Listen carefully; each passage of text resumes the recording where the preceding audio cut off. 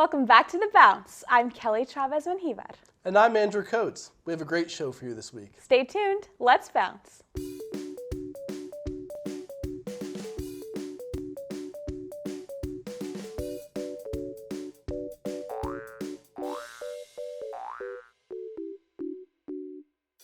.1077 The Bronx is hosting the Dessert Wars for Rider University students to enter their best dessert recipes for a chance to win money, a baking kit, and more. The contestants for this year's 2023 Dessert Wars are Sanjana Butala with a Rabdi-filled cupcake and saffron cream cheese frosting, Marissa Harding with the Campfire S'mores cupcake, and Alyssa Jeffremo with the Cookies and Cream cupcake. Let's bounce on over to Stephanie covering the event.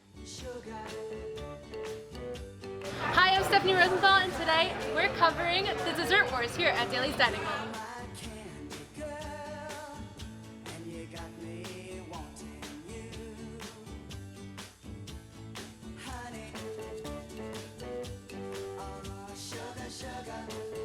John Moses, the GM of 1077 The Bronx. Can you give us a brief history of the Cupcake Wars? So, Dessert Wars is kind of a spin-off of our Rider Student Top Chef. So 10 years ago, we began this cooking competition called Rider Student Top Chef. And it was a sweet and savory competition. But the problem was, the sweets always won. So we decided to split the contest in two, and hence we have Rider Student Top Chef in the fall and Dessert Wars in the spring. So that's really why there's two cooking competitions and why Dessert Wars was born. What's your name and what cupcake did you make today? I made Rabdi-filled saffron cream cheese cupcakes, and my name is Sanjana Butala. Awesome. How did you come up with the recipe? So Rabdi is a traditional dessert in India. It's a sweet milk-based sweet dessert, and saffron is usually one of the ingredients in the Rabdi. So I made a cardamom cupcake with saffron cream cheese filling, and I've made a Rabdi filling. Awesome. And what are you going to do if you win today with the prize? Oh, I think I'll really use the bike over the summer. I really don't have a bike, so I think I could use some more rides. I love cycling, so looking forward to that. Thank you so much. What's your name and what cupcake are you making? So my name's Marissa Harding, and I have the Campfire S'mores cupcake. Awesome. How did you find this recipe? I actually came up with it. I love s'mores, and I was like, how can I make it into a cupcake? So you made the recipe yourself? Right, yep. So I thought of a chocolate cupcake recipe, a marshmallow filling, and then graham cracker frosting. That's awesome. Thank you. What are you going to do with the prize if you win? Definitely bake. I really just want to keep going with it, and I'll probably give a lot of the baking supplies to my mom because she's the one who taught me how to bake. Oh, that's awesome. What's your name and what cupcake did you make today? My name is Alyssa Jeffremo, and I made cookies and cream cupcakes. Awesome. How did you come up with the recipe? I've been really loving Oreo cookies lately, so I wanted to merge it into a cupcake. I thought it would be fun and really delicious. Awesome. What are you going to do with the prize if you win? I don't even know. I didn't get that far. Do you think you have a shot today? I hope so. Awesome.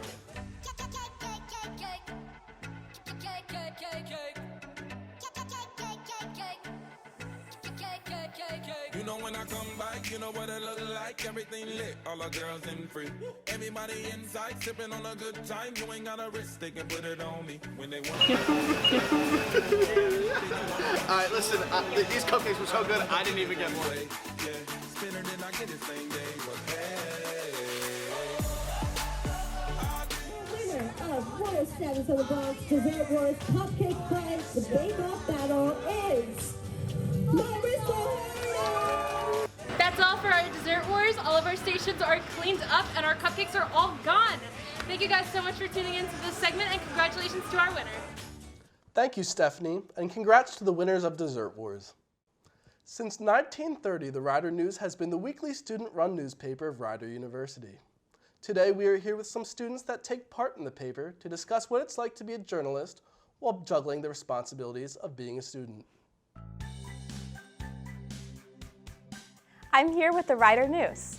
Hi, I'm Sean Schonebroff, Executive Editor of the Rider News. I'm a senior sports media major. Hi, my name's Amethyst Martinez. I'm Managing Editor of the Rider News currently, and I'm Incoming Executive Editor of the Rider News, and I'm a junior journalism major. Hi, I'm Jake Tiger. I'm currently a sports editor for the Rider News, and I'm the incoming managing editor, and I'm a junior sports media major. How are you guys today? We're doing pretty good, honestly. We're just happy to be here.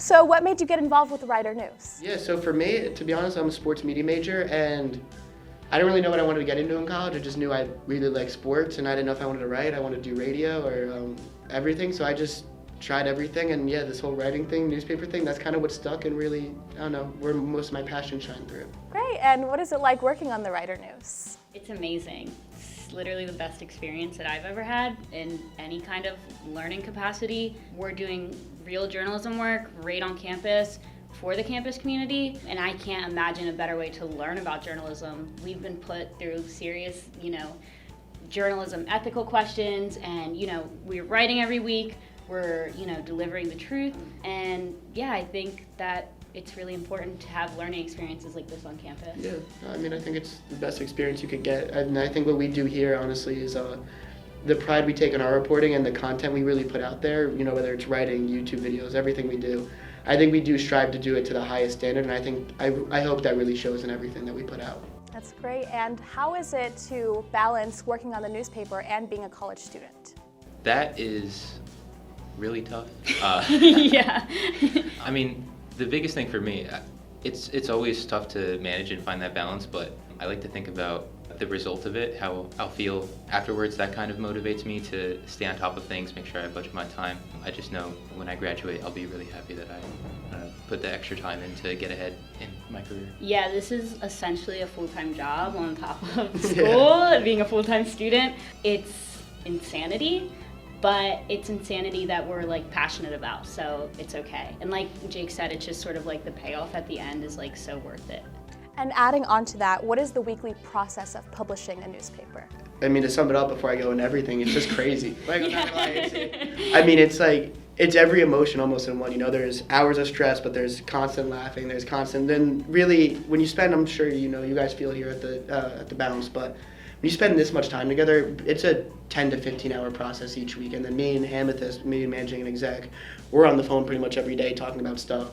By the end of it, even if you argue, you disagree, people are gonna get on your nerves, there's just a certain amount of love that's in the room. And I think that really carries it to another level. Yeah, and I think a healthy newsroom in general is just kind of disagreeing and then coming together to find something that fits for the both of us, because it always ends up with the best outcome. So we're always constantly airing what we think, and then we kind of just come to an agreement where it works out for everyone. And then I honestly feel that's where the best work comes out, when we kind of all speak about it and we just have a really open environment. So essentially on Mondays and Tuesdays, we work in our newsroom at Longstreet House. Mondays we're there for 4 hours, but then Tuesdays we're there till we're done, essentially, which for me and Sean means 2 a.m., 1 a.m. Yeah, it's 10, 11, 12-hour days. Yeah, it's a very, Tuesdays are our longest day. It's a very long day for us, and then publishing on Wednesday when we have our weekly meeting in the basement of Longstreet House. So yeah, it's a really long process, and then like Sean said, as soon as we're done one story, we're moving right on into the next one for next week. We're constantly reaching out to people, asking for interviews and stuff. We have to. We only have, essentially 2 days to get everything together, write the stories over the weekend, and then we come in on Monday, and then it's just a constant weekly grind. But this is also just on top of schoolwork and everything. And how do you decide which stories to cover? To be honest, I mean, I think it varies by each section, but it's mostly done through the section editors. But I think one of the cool things about a small community like Rider is that I think a lot of it shows itself, because, you go to, I think, a bigger school, there's 9 million events going on a weekend, right? Even if they're really good events at Rider, there's only 4 or 5. So it allows us to make sure we can try to put a spotlight on as many things as possible. So I think, honestly, a lot of them kind of come to the forefront themselves. And then it's just kind of being creative, seeing what's going on around you and trying to have an understanding of the community and what you see. A lot of stories do get recommended to us that we cover. We find out, you're interviewing one person, they mention something casually, and next thing you know, you're doing a story on that. But yeah, a lot of it just kind of shows itself, and then you just run with it and see where it takes you. I agree. They kind of just they just come out. Yeah. They come out of the woods themselves most of the time. But like Sean said, we get tips and stuff. But yeah, a lot of them just kind of come out of the woods, and a lot of things, we're doing one story and then it could become 3 others. So it's just sort of one of those things where we dig, and then it's something else, and then it's something else, and just kind of never ends. But we also write stuff that we're passionate about. Yeah. And we have a feature section, an opinion section, a sports section, and a news section, and we're all passionate journalists, and we just kind of cover things that interest us too, even instead of just the boring budget cuts and things of that nature. So yeah, we like doing stories that we're passionate about too. And what is your favorite story that you've covered so far? So recently, I am currently working as a sports editor. I cover the women's basketball team, and they have 20, 30 games throughout the season. You kind of sometimes get caught up in the formula of writing a game story, just recapping the major events. But recently, they had the Kids Day Out game, where they had, I think, 6 or 7 local schools all take a field trip and just absolutely packed the stands for a women's basketball game. I think it was 800, maybe more than that, little kids screaming at the top of their lungs over every single little thing that happened. It was just such an awesome environment to be in it. Little stories like that sort of break the monotony and remind you like why you, I don't know, put so much time into this. We love it. So there was a paper thief on campus. So what are you guys' thoughts on that? I mean, like, obviously we can't say too much on it because we don't know exactly who did what, but like, only thing I guess, and I hope you guys don't mind me speaking for the entire paper here, but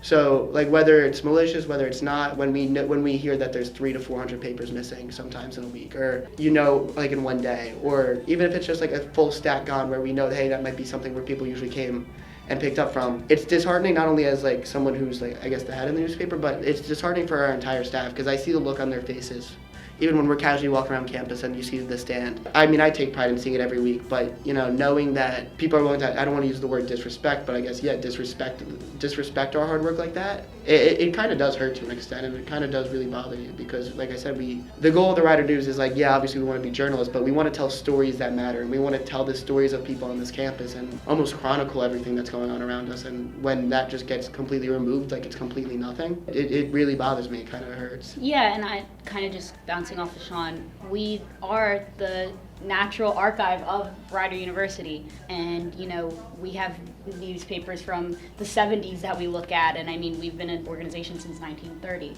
and I think our job as journalists is to report the truth and always the truth, and that's always been our job, and yeah, that's our goal. And you know, it's difficult when we have kind of struggles like this, like we said, on top of being full-time students, but it's the job that all 3 of us took now. And yeah, it's our commitment to the newspaper, and we're going to keep on writing, and we're going to keep on covering stories that matter, and keep on covering events that matter, and keep on covering topics that matter to not only students but the faculty and staff, and we're just going to keep on doing us, I guess. Yeah. That's amazing. Thank you guys so much for coming on The Bounce today. Yeah, thank you. How insightful. Copies of the newspaper can be found all over campus. Get yours today. Today on Hit or Miss, our hosts will be talking about their favorite childhood TV channels. Hey guys, and welcome back to another episode of Hit or Miss. Today, we're going to be rating some of our favorite childhood TV networks. First up, we have Disney. Decades before their channel, the Walt Disney Company had been known for iconic children's movies like Cinderella and Pinocchio.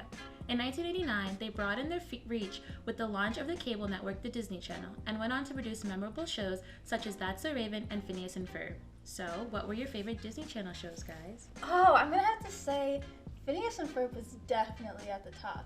Honestly, Disney just came out with so many iconic shows. It's hard for me to understand why anyone wouldn't like Disney Channel growing up.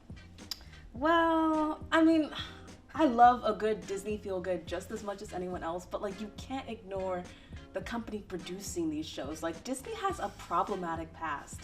Like their old movies like Snow White, Pocahontas, like they were fine when we watched them as kids, but now they have a lot of like sexist and racist themes, and like you just can't ignore that. So I'm gonna say Disney's a miss. I feel like for the most part though, like the channel, like Disney Channel, those shows were iconic and I still like them. They weren't as bad as the past Disney. Yeah. I don't know, Jayla. I'm gonna have to agree on that. You're agreeing with me? No, not with you. With Oh. So is it a hit or a miss, guys? You're okay. It's a miss. It's a miss. It's a hit for me. It's a hit. All right. Next up, we'll be talking about Nickelodeon. Starting in 1979, Nickelodeon was the first ever cable channel for kids. The channel would go on to become known for daring and creative shows, such as All That and SpongeBob SquarePants. How do you guys feel about Nickelodeon? I loved Nickelodeon. Me too. Like Teen Nick, not Rugrats. No, you got it. Wait, are they Rugrats? Yeah, sure, the Rugrats. Rugrats. Okay, whatever. But they had like amazing TV shows. Like I remember like it would be 3 a.m. and I would just be binging Hey Arnold. And And just I think they also did a good job with like crossovers, like iCarly and Victorious. That is still iconic to this day. Honestly, you're really right. Yeah. Nickelodeon had the best crossovers. Like, Disney Channel could never. Honestly, they wish that they were Nickelodeon like that. And I really loved shows like iCarly, Victorious, SpongeBob SquarePants. Honestly, it was like defining for my childhood. Yeah, I agree. So, is it a hit or a miss? It's a hit for It's me. a hit. It's a hit. Lastly, we'll be talking about Cartoon Network. Beginning in 1992, Cartoon Network has come with many well-known cartoons. Some of the most notable ones are Ben 10, Adventure Time, and Teen Titans. So, what do you guys think about Cartoon Network? I actually really like Cartoon Network. I feel like they have a lot of like hidden gems, things people forget about. That like Courage the Cowardly Dog. I don't know if you guys remember that. It was really like weird, but I loved it as a kid. So I feel like they had a lot of stuff that people might have forgotten about, but as a child, I enjoyed it. I agree. Like, The Amazing World of Gumball, top tier show. Steven Universe, Gravity Falls, just there's so many. Gravity Wait, Falls Gravity was was Disney. Disney, It was so- Disney? Jayla. Well, Yeah. Okay, whatever. But Cartoon It's Network, the vibe. it's the vibe. Yeah. They had some top It had tier that same shows, so vibe. like you can't. They don't miss. They don't. They don't. I really only liked one show from Cartoon Network, and that was Amazing World of Gumball.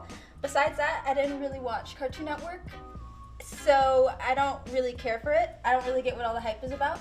I felt like it was a little too weird for me. I was more of a Disney and Nick kid, so yeah. So you would rather choose basic problematic Disney between The Amazing World of Gumball, Steven Universe. I know Gravity Falls isn't a part of Cartoon Network, but like all those top tiers. Disney had Hannah Montana. Disney had Wizards of Waverly Place. Look, Jayla, don't come here and judge me. Okay, all right. Opinions are opinions, even Yeah. if they're wrong. So it's a hit for me. It's a hit for me too. It's a miss. That's all we have for you today. See you next time on Hit or Miss. Wow, that really brought back some nostalgia. Thank you so much for watching The Bounce. We'd like to thank everyone from the Rider University Network for making this possible. Until next time, this is Kelly Chavez Menjivar And Andrew Coates, signing off.